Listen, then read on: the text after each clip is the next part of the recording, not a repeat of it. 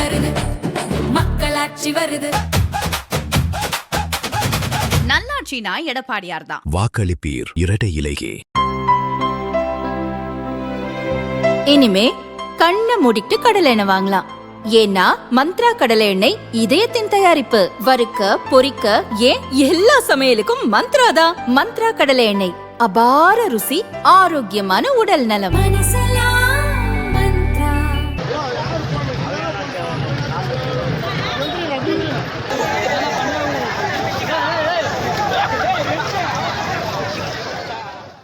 சென்னை ஆலந்தூர் தொகுதி திமுக வேட்பாளரும் அமைச்சருமான தாமோ அன்பரசன் மூவரசம்பட்டு பகுதிக்கு ஓட்டு கேட்க சென்றார்.